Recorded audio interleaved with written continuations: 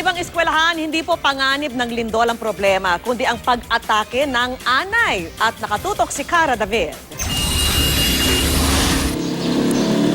Sa labas, tila bago at matibay ang mga silid ng eskwelahang ito sa Floridablanca, Pampanga. Pero ang totoo, may nakatagong peligro sa loob ng mga dingding nito. May mga eskwelahang nangangambang kumuho dahil nakatayo sila malapit sa West Valley Fault. Pero dito sa Barangay San Ramon, Floridablanca, Pampanga, kahit pa hindi lumindol, nangangambang mga guro at mga barangay officials na gumuho ito.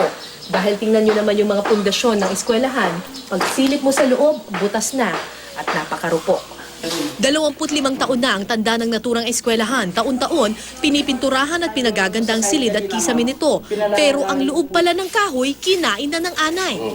Kung titignan mo talaga, ma'am, pero tignan nyo naman po. Oh. Wala na po siyang puno. Wala na. Oh, yan na po yung kanya. Pag tinignan mo doon sa loob, butas siya eh. Opo. Oo.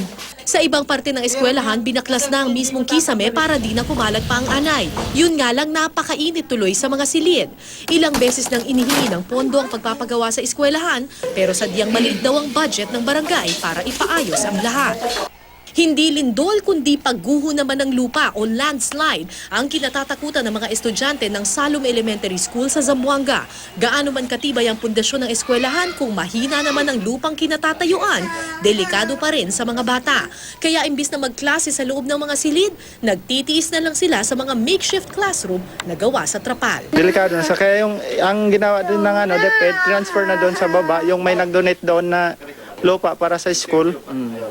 Kaya transfer nila doon. Sa Albay Central School naman sa Legazpi City, hindi pa tuluyang nakakabangon ng mga tao sa Bagyong Glenda noong nakaraang taon. Sira-sira pa rin ang ilang silid-aralan, kaya sa mga temporary learning spaces muna sila magkaklase sa darating na June 1. It's not really as conducive as it is if we hold it in a classroom, but pang emergency lang yun. Anyway, the repairs won't last for 1 or 2 months, I think. Cara David, nakatutok, 24 oras.